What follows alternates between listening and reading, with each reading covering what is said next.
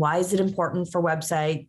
And then what is your top website audit tip? Oh my goodness. So the website for the auto business specifically, as well as any business, is really the soul of the industry. You touch so many people from across the country that could be able to pull up your website to look at information. So I would say, being able to have a presence, being able to know what your shoppers are looking for and to be able to cater to it. And actually over the last, I'm going to go 5 to 10 years, we've just seen mobile grow so much. We've seen it go from, 20%, 30% to, it's half. I mean, we're on the other side of that scale now. It's like 60 to 65% of your shoppers are coming in on mobile devices. And you have to just be cognizant of that. You have to know what that experience is like for your shoppers. So to do an audit on a desktop, really, you're not doing yourself justice. The majority of it is on a mobile phone, as well as, what type of mobile. So being able to look and cater to, how quick is your page loading? Are you able to find your inventory? Can I get there in 1 to 2 clicks? These are all very important things that you have to think about. And that's outside of the actual advertising and marketing that you're putting together, because a lot of businesses work with so many different companies and they all kind of don't talk. So, next thing you know, you might have a frame-in page that, doesn't work so well on mobile. You might have pop-ups that are blocking, important banners that you're trying to show. So being able to experience and get some feedback from friends and family about what it's like to shop and being able to take that feedback and take action is so important these days.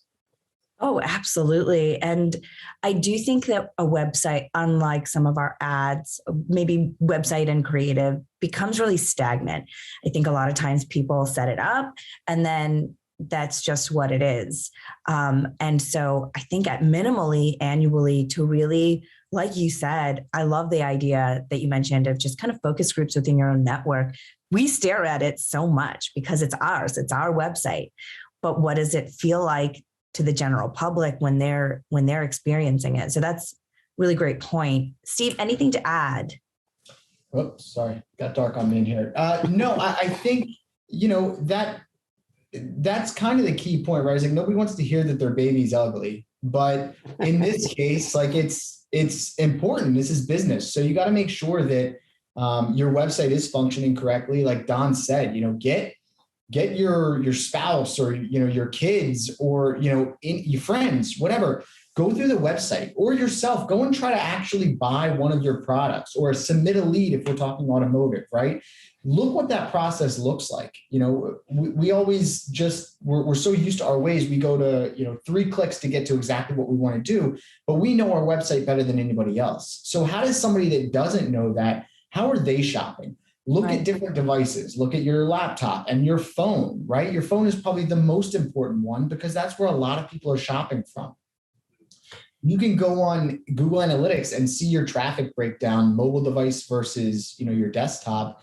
And it's probably, if not 50-50, a little bit more skewed towards mobile. Right. So focus mobile first. Make sure that you can filter. That's a huge one, is being able to filter by in stock or by brand or by nameplate. Try to keep it as easy as possible. I say use kids because kids are probably better at this than anybody, and see if they can get to what you want to do. Right. So there's just so much that needs to go into it. And it's not necessarily, any new products that you need to add to your website or massive changes. But like Subi said, like make sure it looks clean, make sure the creative is consistent. Make sure it's not outdated and you don't have 404 errors and all this stuff that just makes the website look bad. Yeah. Really, it's just about, I want it to be as easy as possible for me to get from one spot to another without having to click through a bunch of different things. What are they? Not paywalls, but like the landing pages where you have to input your information to get, a price or, all these things, like they just make it harder for people. We want things to be as easy as possible, right? Yeah. All I want somebody to do is submit a lead to me and buy that vehicle or buy that product. Don't make it any harder than it needs to be. One of the things, Steve, that I think about when you talk about a website, no matter what the industry is you have to keep things fresh and current. And, you could have bought a house 30 years ago, but if you didn't make any updates, like you're that person with that house.